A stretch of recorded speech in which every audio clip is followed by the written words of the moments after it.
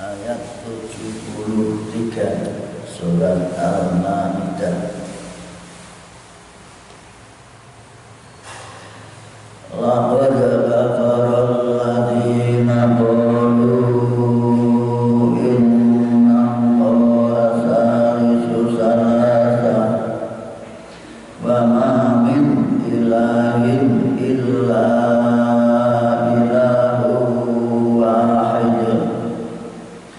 wa illam yantahu amma yaquluna la yamassanna alladziina kafaru minhum adzabun alim. Laqad kafara alladziina qalu inna Allaha salisu salasa wa ma min ilahin illa ilahu wahid wa illam yantahu amma yaquluna la yamassanna alladziina kafaru minhum adzabun alim. Lagi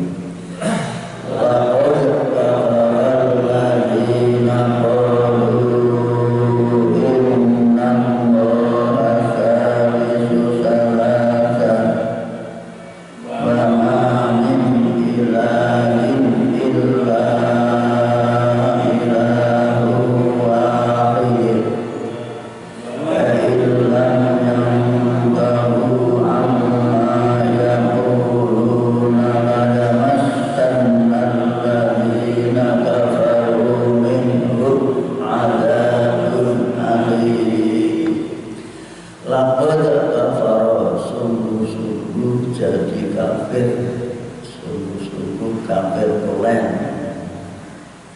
Alladzina, orang-orang atau mereka, qalu yang menyatakan, yang mengatakan atau menyatakan, yang ngomong, yang bicara bahwa innallaha, sesungguhnya Allah itu salisu salasa, salah satu dari tiga, salah satu dari tiga. Dari trinitas itu tiga tapi satu, satu tapi tiga, itu bahasa Arabnya salisu salasa, salah satu dari tiga hukum, yaitu Tuhan Bapa, Tuhan Anak, dan Roh Kudus. Kalau ayat 72 katakan orang yang mengatakan Isa itu penjelmaan dari Tuhan, Tuhan Bapa, itu kafir. Sekarang dipertegas lagi, itu juga menjadi kafir orang yang menyatakan, mengakui bahwa Tuhan itu satu dari tiga, tiga tapi satu, satu tapi tiga. Angel mikirin, tiga tapi satu, satu tapi tiga. Sehingga orang-orang barat yang berpikiran keras, agama itu racun, meracuni pikiran orang. Masuk satu jadi tiga, tiga dan satu sama. Maka masuk ke sampai ke Asia, sehingga komunis mengatakan agama itu racun, tidak melihat agama apa. Semua agama racun, karena yang diajarkan tentang dogma, keyakinan. Nah, keyakinan dalam Islam rasional, yang itu masuk akal, bisa dilogikakan.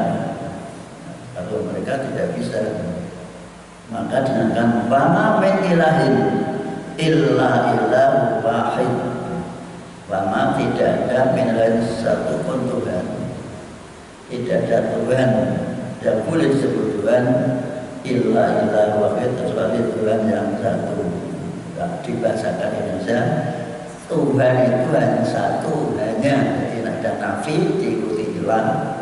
Nafi itu tidak ada, ilah itu kecuali istisna.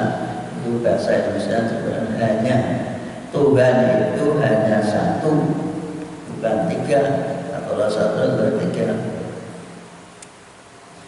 Maka selanjutnya wa illam yantahu, dan seandainya mereka tidak mau berhenti, tidak mau menahan diri, tidak mau menghentikan ucapan atau pengakuan bahwa Tuhan itu tiga, amma yang turuna dari apa yang mereka ucapkan, maka sanksinya la yamassanal ladzina kafaru, sungguh-sungguh akan disentuh, akan terkena orang-orang kafir di antara mereka itu ada siksa alimun yang pedih. Kalau masih mereka ngeyel, tidak mau menyadari bahwa itu salah, Tuhan itu satu, maka nanti akibatnya mereka akan mendapat siksa yang amat sangat pedih. Dari sinilah sesuai dengan firman Allah pada ayat yang lain bahwa orang kafir itu tempatnya di neraka kekal abadi, karena dia tidak bersyukur. Dia diciptakan Allah, disediakan berbagai macam fasilitas hidup oleh Allah. Kemudian ketika sudah dewasa, sudah berpikir yang diakui Tuhan bukan Allah satu, tapi ada yang lain. Maka disebutkan siapapun yang mengakui Tuhan lebih dari satu atau tidak mengakui Tuhan, itu oleh Al-Quran disebut kafir. Apa arti kafir? Menutupi hati nuraninya, menutupi diri dari fakta yang logik, kemudian ditutup dengan tidak percaya atau ada Tuhan selain Allah. Nah, yang ada tanda waktu pada ayat 70 dikatakan apa? Ingat ya? Wa innahu may yusyrik billahi, orang yang mengakui Tuhan selain Allah itu namanya syirik. Orang yang tidak mengakui Tuhan namanya ateis, tidak teis Tuhan, tidak ada Tuhan. Tapi dia mengakui ada roh. Nah, ateis itu kan historis materialistis, yang dilihat itu hanya yang bentuk fisik. Jadi kalau tidak ada fisiknya dianggap tidak ada. Padahal dia mengakui ada roh. Roh itu dia sendiri tidak bisa melihatnya, tapi dia mengakui. Nah, inilah logika yang hanya ingin menolak saja, ingin menolak dengan bahasa tidak bisa, sehingga sampai sekarang muncul orang-orang anak muda, kita tidak pernah ketemu Tuhan, tidak pernah ketemu Muhammad, atau bersaksi. Bersaksi berarti disaksikan, dilihat, berhadapan. Inilah pola pikir orang yang tidak bertuhan. Mereka tidak pernah, nah cara orang Jawa, menggagapi ketok, tidak pernah meraba dirinya, jadi bahwa dirinya ada jenis yang kita bisa hidup, tapi tidak bisa kita raba di mana tempatnya, kemudian keluarnya nanti bagaimana, masuknya bagaimana. Kalau masuknya jelas-jelas tidak di dalam kandungan ibu kita. Inilah pola pikir Islam, membantah pola pikir yang irasional seperti itu. Maka dilanjutkan pada ayat berikutnya, afala yatubuna ilallahi wa yastaghfiruna wallahu ghafurur rahim. Afala yatubuna ilallahi wa yastaghfiruna wallahu ghafurur rahim. Lagi afala yatubuna ilallahi wa yastaghfiruna wallahu ghafurur rahim. Afala yatubuna, maka tulisan Arab itu kadang-kadang aneh, diterjemahkannya aneh. Akan apakah maka, nah diterjemahkan apa adanya kan gitu. Yang apakah itu alifnya disebut hamzah istifham, hamzah untuk bertanya. Tapi ada apa? Kemudian maka, bahasa Indonesia repot. Apakah maka? Kan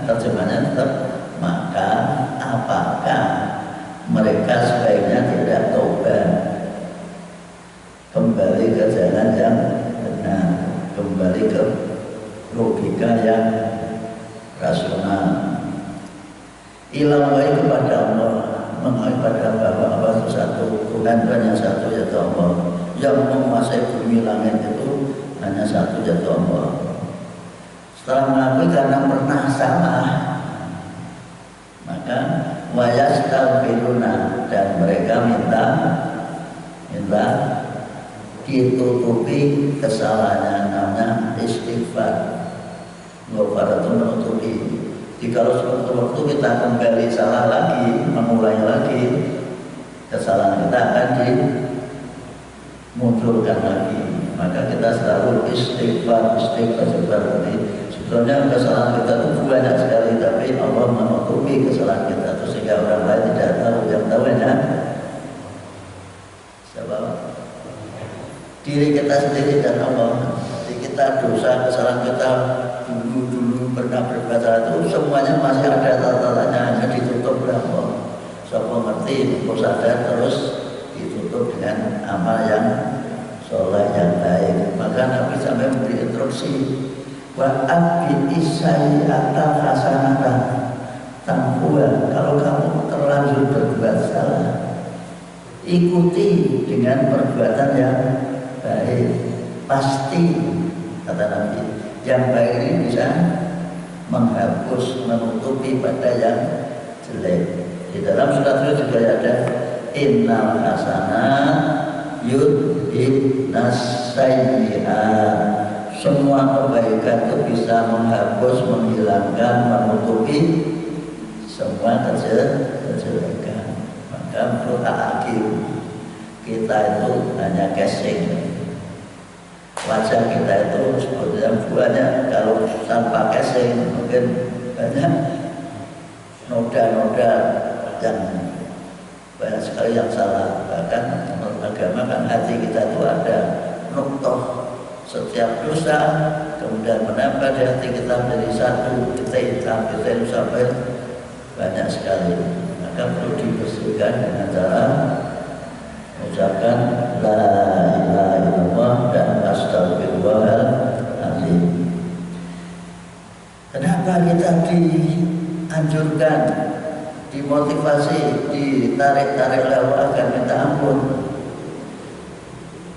Wallahu rahim, karena Allah itu maha pengampun lagi maha penyayang.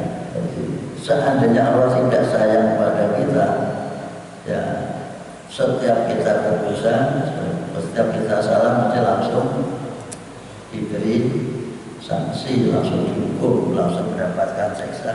Tapi Allah menunggu sampai sadar. Maka Nabi mengatakan, kalian manusia itu ditunggu untuk sadar, bertobat. Silakan bertobat, tapi jangan sampai menjelang. Kira aja malam yuwar selama sebelum tenggorokannya kita masih diberi kesempatan, termasuk sholat, puasanya ada kesempatan yang bagus oleh Allah diberikan pada kita. Jadi diberi kesempatan, mereka tidak sadar, ya, silakan, itu semua akan ditanggung, risiko ditanggung penumpang. Disebut tanggung sendiri. Jadi ya seperti ngaji sepertinya kebanyakan kan koreksi diri kita, bukan ustaznya koreksi kita, koreksi diri kita diukur pakai standar Al-Quran itu petunjuk dari Allah. Manusia itu punya karakter dari Allah tahu semua, karena yang menciptakan kita Allah. Maka dijelaskan inilah karakter manusia, yang karakter seperti ini, yang beriman seperti ini. Sehingga kita sadar saja, maka kita disuruh baca Quran agar kita bisa cara orang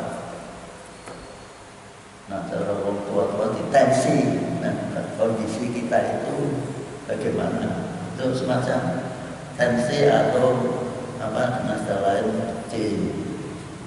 ya tensi, diri kita deteksi sehingga tahu bahwa darah kita tinggi atau rendah, kolesterol kita seperti apa, dideteksi lah, deteksi kita seperti apa itu bisa diketahui dengan cara membaca Al-Quran. Maka ada yang lain yang sering dibaca nuzulul Quran ma'wa sifaun wa rahmatun lil mu'minin. Al-Isra. Quran itu diturunkan sebagai obat penawar, ya, maksudnya untuk mendeteksi diri dan sebagai wujud kasih sayang Allah kepada hambanya. Maka sering saya baca Quran suatu ketika juga sekarang tuh Android itu bisa dilihat langsung artinya bisa. Sekarang dijelaskan kenapa kita tidak boleh mengakui ada Tuhan selain Allah. Maka dijelaskan lagi Allah agar kita sadar sehingga sekali mengaku Yesus itu Tuhan. Mal masihu ibnu Maryam illa rasul qad khalat min qablihi rusul wa ummuhu siddiqah kana ya'kulani ta'am unzur kaifa nubayyinu lahumul ayati thumma unzur anna yufakun. Mal masihu ibnu Maryam illa rasul qad khalat min qablihi rusul wa ummuhu siddiqah kana ya'kulani ta'am unzur kaifa nubayyinu lahumul ayati thumma unzur anna yufakun. Lagi Al-Masihu ibnu Maryam illa rasul qad khalat min qablihi rusul siddiqah kana ya'kulani ta'am unzur kaifa nubayyinu lahumul ayati thumma unzur anna yufakun. Mal Masih ibnu Maryam, tiada lain atau tidaklah Isa al-Masih anak lanangnya Maryam ila rasul kecuali utusan Allah. Bahasa kita Al-Masih itu hanyalah utusan Allah. Bahasa Indonesianya seperti itu. Al-Masih itu hanyalah utusan Allah, bukan siapa-siapa, bukan Tuhan, bukan oknum daripada Tuhan. Qad khalat, telah berlalu sebelum Isa itu banyak utusan, banyak sekali utusan Allah selain Nabi sebelumnya, Ibrahim, Nuh, Lot dan sebagainya. Utusan Allah itu banyak. Wa ummuhu, sedangkan ibunya yang namanya Maryam itu siddiqah, orang yang jujur, selalu benar, lurus. Siddiq itu benar, apa yang diucapkan sikapnya selalu benar, berpegang teguh pada ajaran Allah. Karena keduanya siapa? Ibunya dan Isa. Ya ulani, mereka keduanya makan atau amal makanan. Keduanya juga makan makanan. Ya makan seperti manusia biasa. Kalau makan berarti bukan Tuhan, mestinya gitu. Tapi ini perlu diketahui bahwa mereka sekarang berusaha untuk menghindar dari bahwa Isa itu Yesus. Yesus itu bukan Isa. Isa, Yesus itu Yesus. Ada dalam sejarahnya Isa diubah jadi Yesus itu ketika konsili jadi Mesopotamia itu mestinya, karena di sana sudah ada nama dewa Zeus. sehingga agar ini bisa menjadi tadi trinitas, maka Isa itu dirubah namanya jadi Yesus Mustera seperti itu, jadi tidak sekedar. Maka sekarang dengan ikuti apa itu pidato atau debatan mereka, salah itu, Yesus bukan Isa lain, untuk menghindar dari kritikan Al-Quran. Ini sekedar nanti saja pola pikir mereka seperti itu. Nanti bukan. Nah kalau kan semuanya dikonter oleh Al-Quran, maka dia menghindar bahwa yang ada dalam Al-Quran Isa itu bukan Yesus itu lain. Padahal itu orangnya yaitu. Undur sekarang, perhatikan Muhammad disuruh bagaimana kami menyadarkan, menjelaskan lalu pada mereka itu yang mengakui Tuhan tiga, ayat beberapa ayat-ayat Al-Quran kauliyah maupun ayat-ayat kauliyah dengan logika yang betul-betul rasional, mereka tetap berguguk waton, tetap berpegang pada keyakinan yang keliru. Diingatkan lambi sak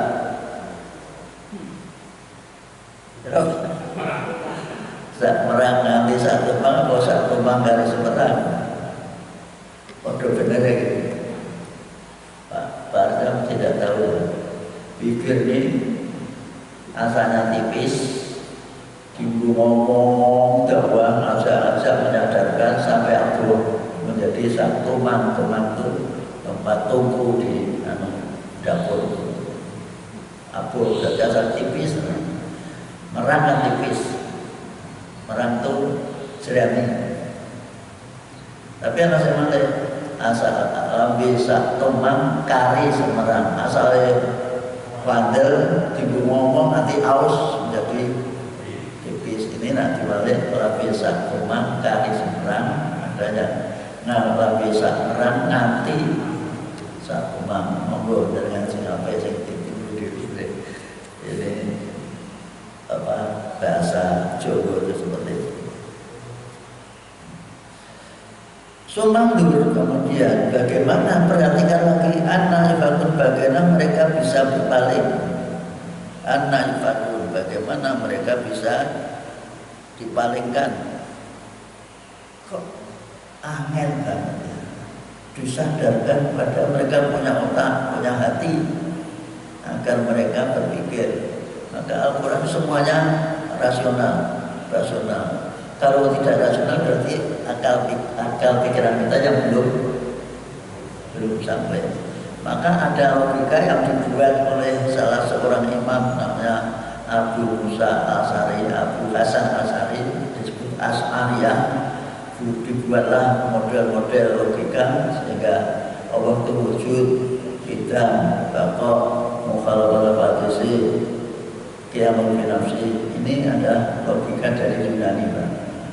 Maka karena itu berbeda dengan Al-Quran. Al-Quran itu apa sifatnya?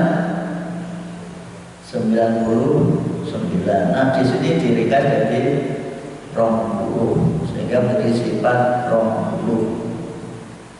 Sehingga logikanya hanya kalau tidak betul pakai logika yang jenius akan tidak menerima. Nah muncullah dengan perbedaan mengikuti pola pikir siapa tadi? Abu Hasan Al-Asy'ari, diikuti oleh muridnya Al-Maturidi, menjadi sifat 20. Sifatnya Nabi ada 4. Apa itu 4? Sifat wajib Nabi ada 4. Siddiq, apa?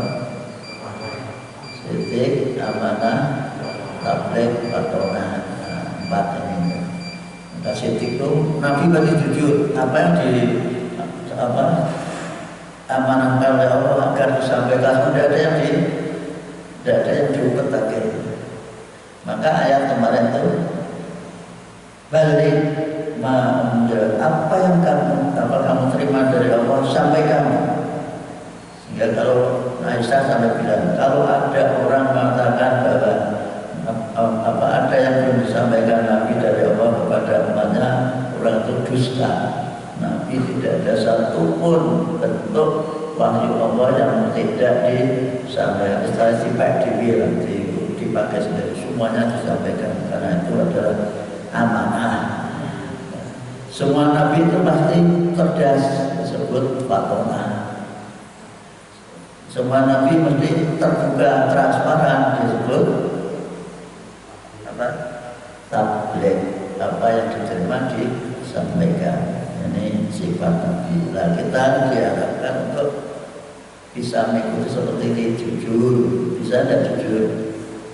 Bisa, tapi nafsu kita mendorong untuk tidak jujur. Lebih kalau ada yang enak-enak, anggaran dibuat dari sedek-sedek, ada modal. Ini dipotong untuk administrasi. Ini kan namanya sudah pada itu sebetulnya untuk ini untuk yang mengerjakan. Dan pekerjaannya dia itu ya itu diangkat pegawai itu untuk mengerjakan itu, tapi ini rada tidak jelas muncul.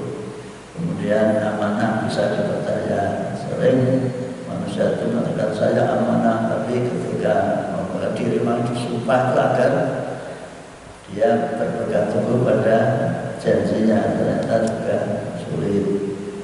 Apalagi yang transparan tadi, cerdasnya untuk menipu. Kalau tidak menipu, tidak cerdas. Ini maka dari itu sekali lagi pesan dari Allah lewat para nabi itu agar dibawa kepada umatnya.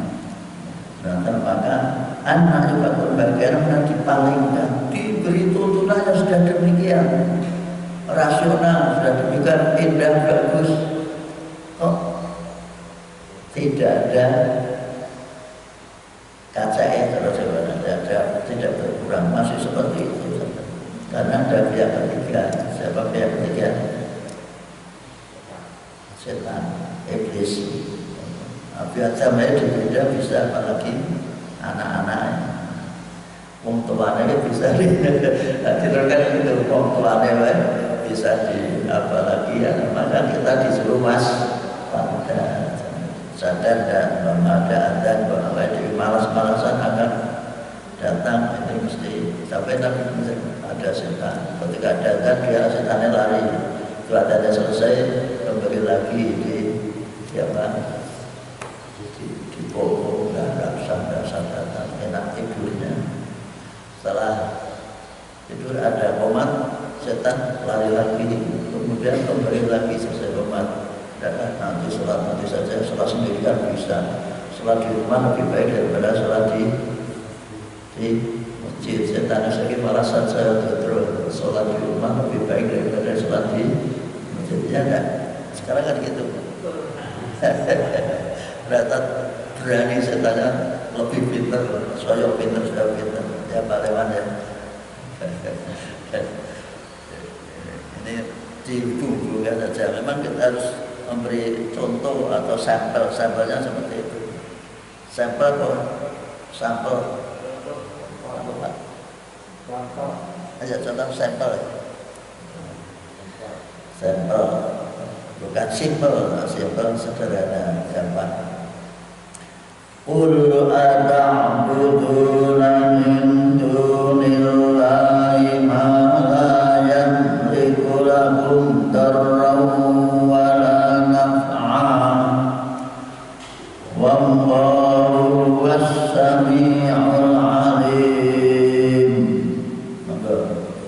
Qul ata'buduna min dunillahi ma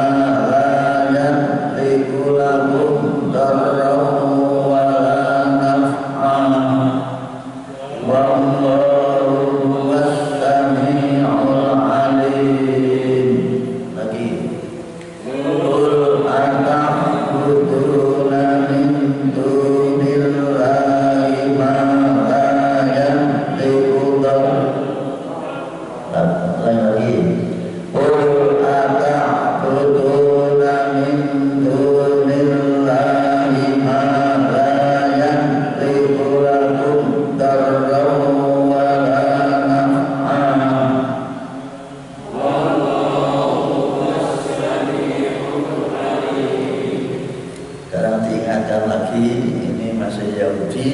dan Nasrani, tapi juga kita diingatkan, kita pengikut Muhammad, pengikut Islam. Qul katakanlah Muhammad, anta buduna, pantaskah kamu menyembah? Namanya istifham ingkari, pertanyaan yang menunjang, menunjang. Pantaskah kamu menyembah? Apakah kamu menyembah? Kalau dibaca-bacanya, apakah kamu akan menyembah, akan selalu menyembah min dunillahi, selain Allah? Apa yang sebab ma, benda, selain apa itu ma, sesuatu yang itu yang tidak punya dampak, tidak memiliki, tidak ada kekuasaan mendor kepada kamu, dorong, memberi bahaya, walaupun dan memberi manfaat. Apa makanya mbak yang tidak memberi dampak, pengaruh apa-apa, tidak memberi manfaat dan tidak memberi bahaya? Coba sekarang mama nyembah patung salib, tidak nyembah ada manfaat mana? Ada nyembah didapat bahaya enggak? Ada enggak bahaya? Tidak ada. Menyembah manfaatnya apa? Nah, terus kita coba kita orang mati itu bagi orang Islam kan cukup disolatin, ya kan?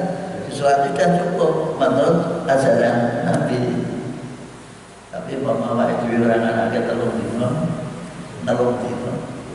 kira-kira bahaya enggak? Memberi manfaat apa? Manfaatnya tolong dipikir ini bicara belak-belakan. Mau orang anaknya matang perlu dino, kira-kira saya mati protes Pak. Kira-kira yang hidup itu akan mendapat malapetaka enggak? Sumatera, Jawa Barat, Jakarta itu tidak ada kalau dino Pak ya.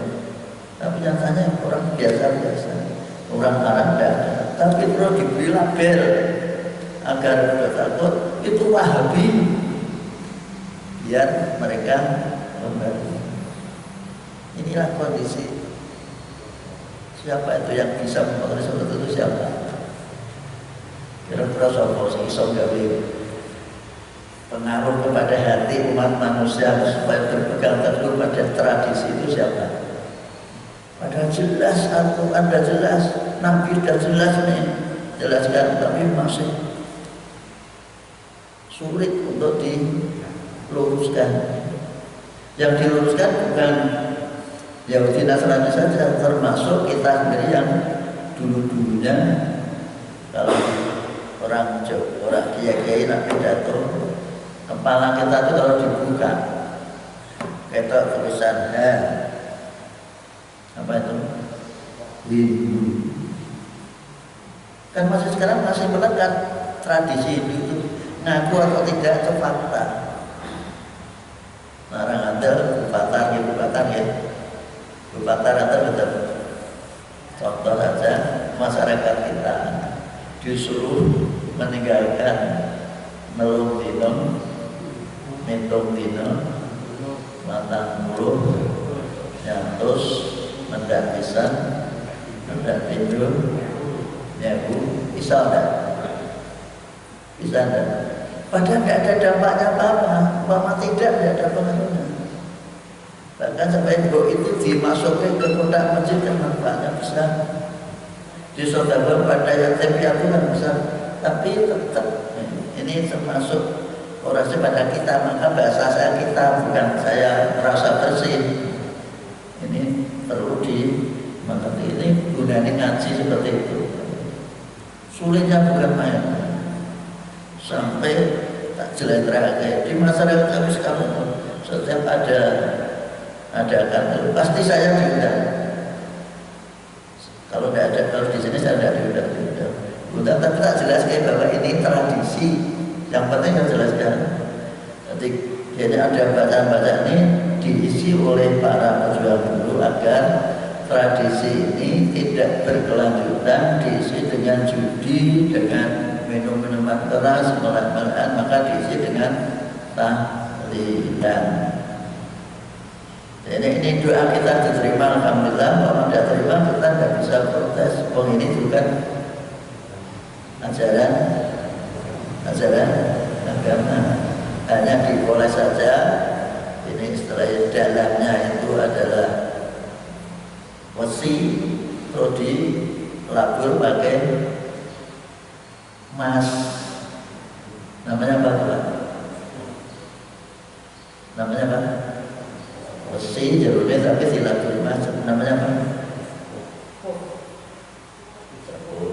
Seorang keluar dari hati sepuluh.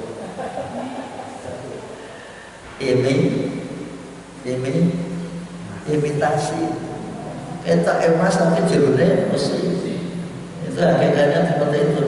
Monggo dengan kami alhamdulillah orang apa yang penting saya sampaikan. Ini yang perlu seperti itu. Nabi itu tidak pernah mengajarkan bahwa kalau ada orang mati harus 3 hari, 7 hari, 40 hari dan terus.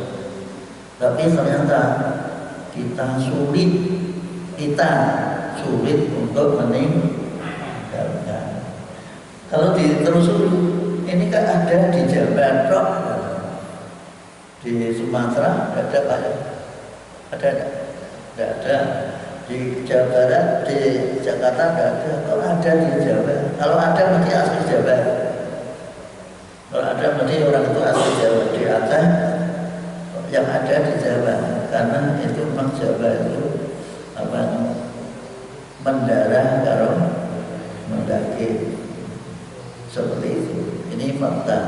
Dikandani malah kadang-kadang sering. Dikandani sering. Itu rata-rata begitu. Tapi bergulut atau saya berbulan dengan kiai-kiai yang muda seperti itu apa saja. Mereka karena tahu bahwa asalnya saya di sana juga nanti ya baik dengan asalnya Ustaz lakoni, maka kita berhenti itu tobat, tidak dijalankan lagi. Wow, jadi sekali lagi kita itu sulit untuk meninggalkan apa yang tidak disyariatkan, ditentukan agama. Tradisi itu lebih kuat. Wow, wasalim dan Allah sungguh-sungguh dan yang maha mendengar lagi maha mengetahui. Sekarang ditujukan ayat itu wong termasuk orang Islam dan apa Yahudi dan Nasrani. Sekarang khusus Yahudi dan Nasrani. Qul ya ahlal kitab la taghlu fi dinikum ghairal haqq wa la tattabi'u ahwa'a qaumin qad dallu min qabl wa adallu katsiran wa dallu an sawa'is sabil. Qul ya ahlal kitab la taghlu fi dinikum ghairal haqq wa la tattabi'u ahwa'a qaumin qad dallu min qabl wa adallu katsiran wa dallu an sawa'is sabil. Sekali lagi. Qul Qul ya ahlal kitab la taghlu fi dinikum ghairal haqq wa la tattabi'u qaumin qad dallu min qabl wa adallu katsiran wa dallu an sawa'is sabil. Ya ahlal kitab, katakanlah wahai ahli kitab. Ahli kitab itu siapa? Yahudi dan Nasrani. La taghlu, ini Yahudi, jangan berlebih-lebihan fi dinikum dalam menjalankan, melakukan, mengamalkan agama. jangan berlebihan. Jadi apa yang tidak ada aturannya kamu masukkan, yang ada aturannya kamu sisihkan. Berlebihan. Namun menurut saya ibadah pun tidak boleh berlebihan sampai menurut saya di masyarakat ada tradisi puasa setahun tahunan. Nah, bahasa kodanya dalail puasa sampai 3 tahun, 3 bulan, 3 minggu, 3 hari, 3 hari. Walaupun sakit tidak batal mengulangi lagi dari awal. Saya punya teman seperti itu. Sakit sampai disuruh muka tidak batal ke puasa. Itu kan namanya amalan yang tidak ada, namanya berlebihan dalam beragama.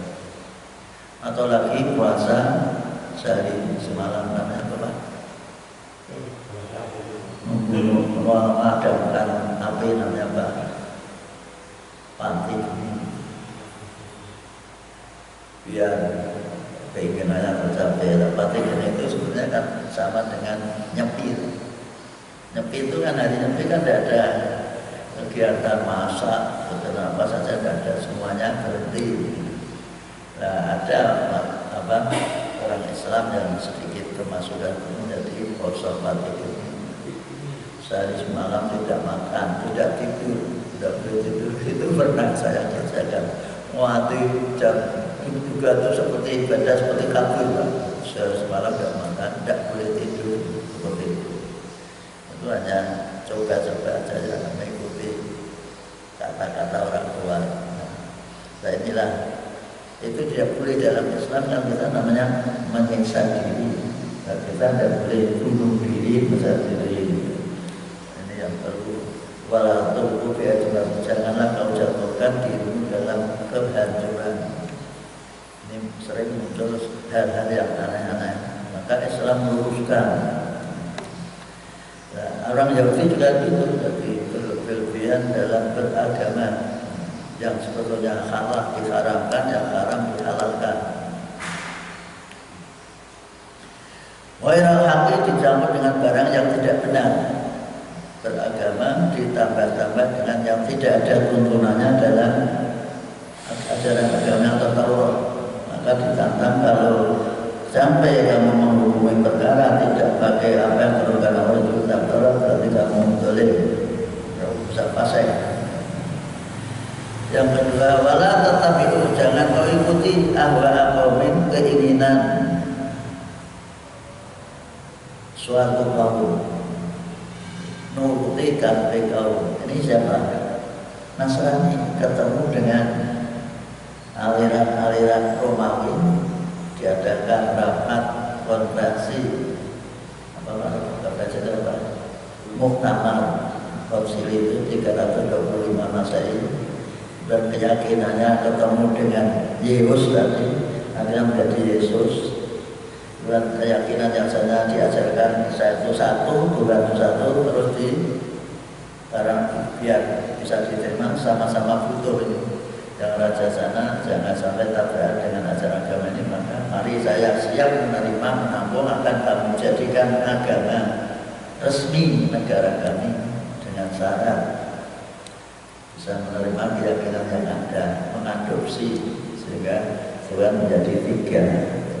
Nah, ini namanya kan dia mengikuti. Jadi agama yang dibawa Nabi Isa itu dibawa oleh misionaris atau kalau kita tuh dai-dai atau membalik ketemu sana.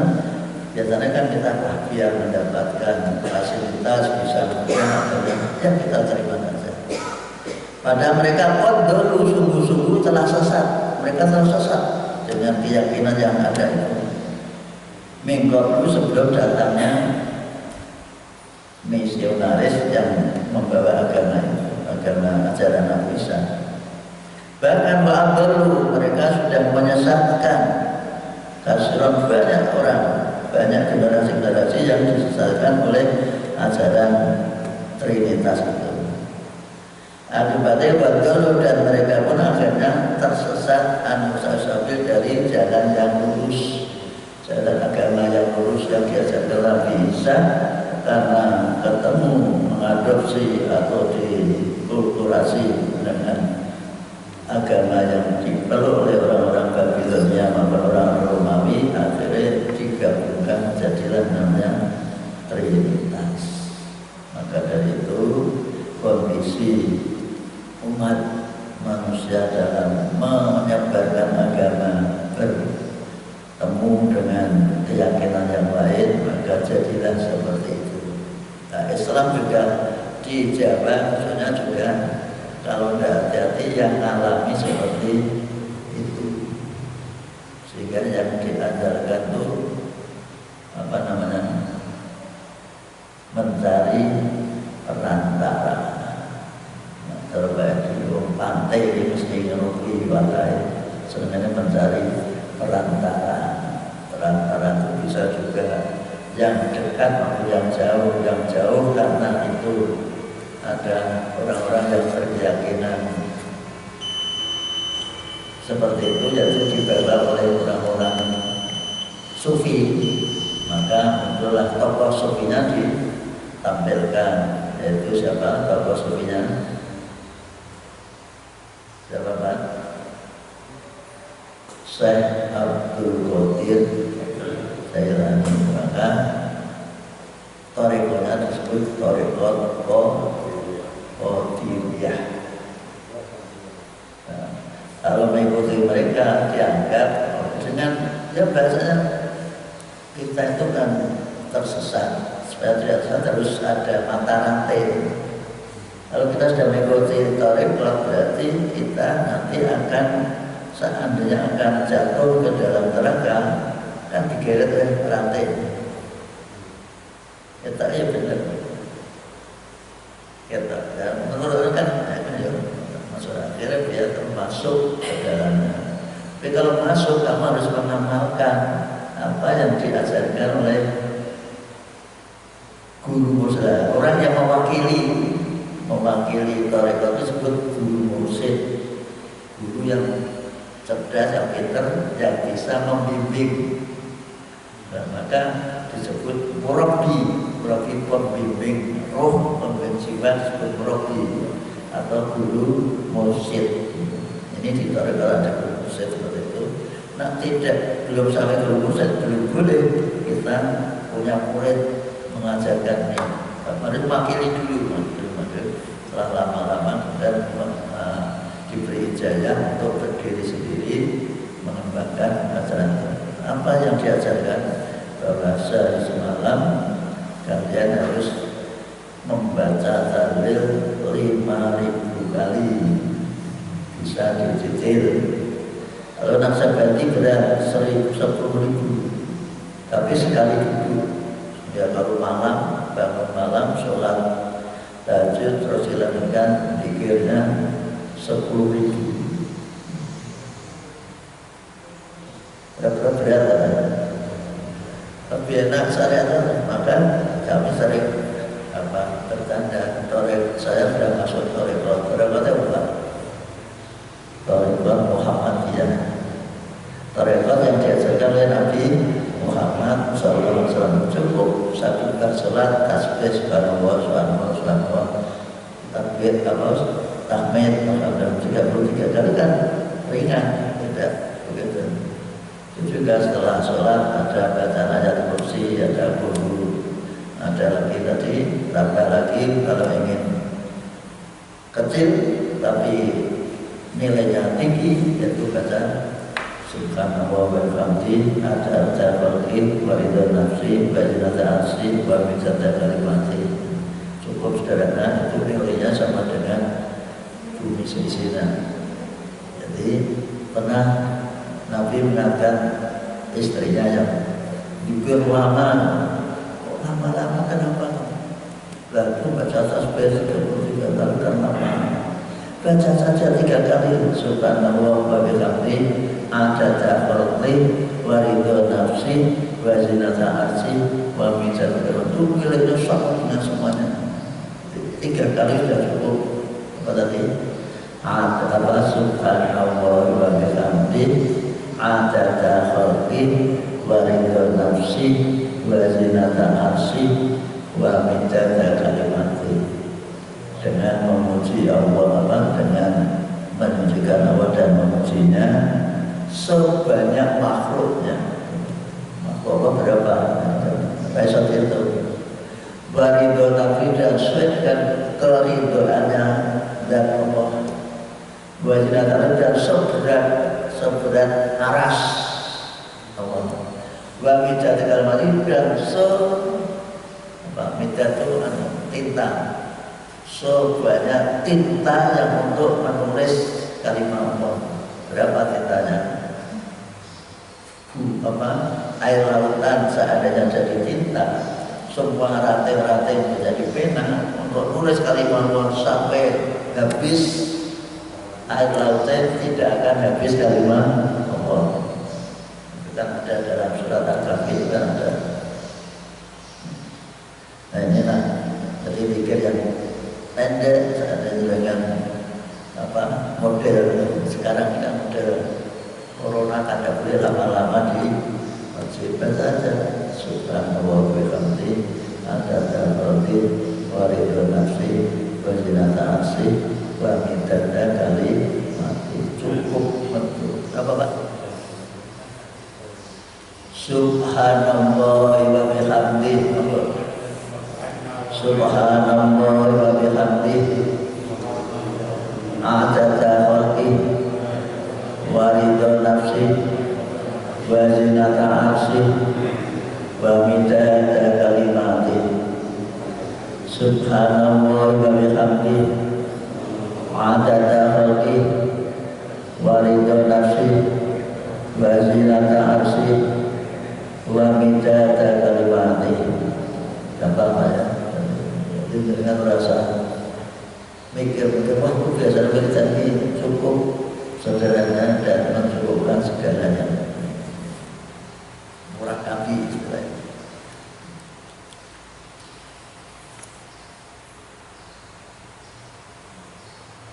Lu'inal ladzina kafaru min bani Israil ala lisani Dawud wa Isa bin Maryam dzalika bima asaw wa kanu ya'tadun. Lu'inal ladzina kafaru min bani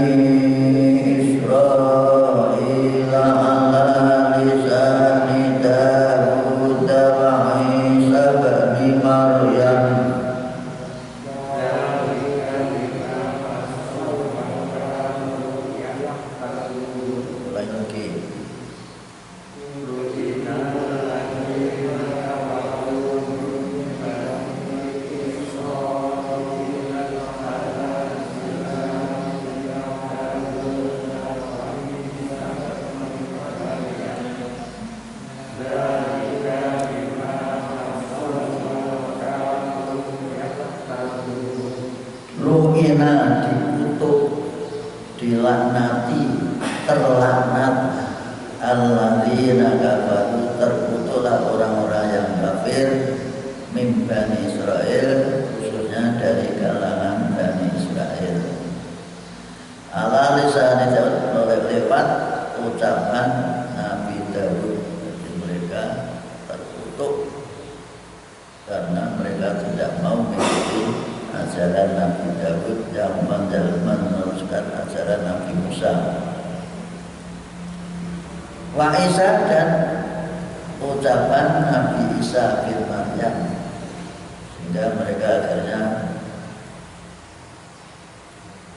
menjalankan agama yang tidak sesuai dengan apa yang disampaikan oleh Nabi Musa, karena mereka sudah menyimpang. Kalau tidak mengikuti aku, kamu akan menjadi orang yang sengsara, sehingga kamu tidak bisa hidup di muka bumi kecuali kamu harus merantau kemana-mana.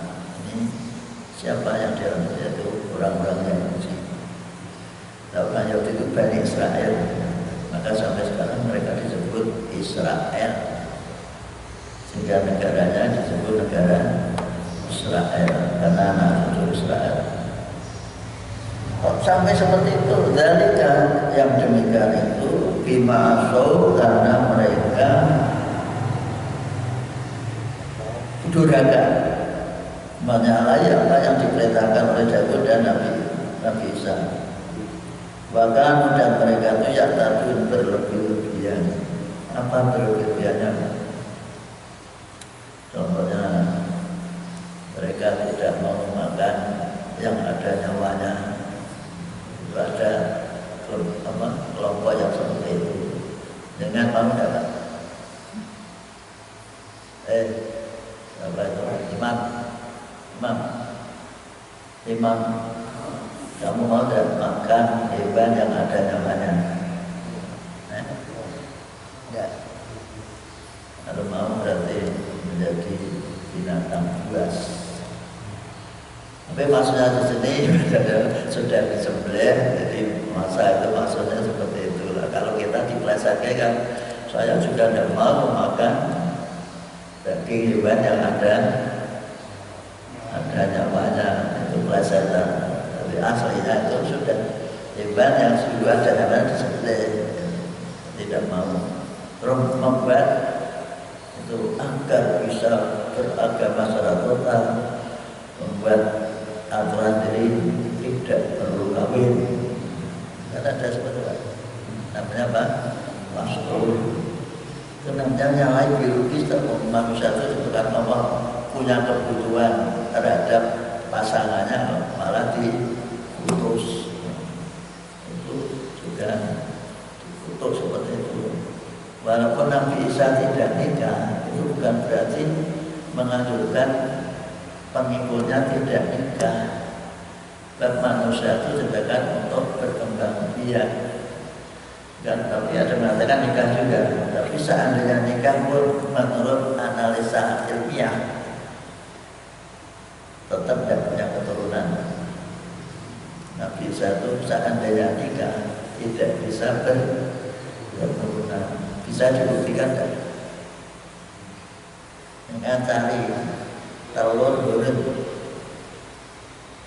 itu kan bertelur tanpa peserta, ya tak? Dengan tetes saja bisa bekerja. Monggo Pak dicoba. Ya ini seperti Nabi Isa itu kan lahir tanpa ayah.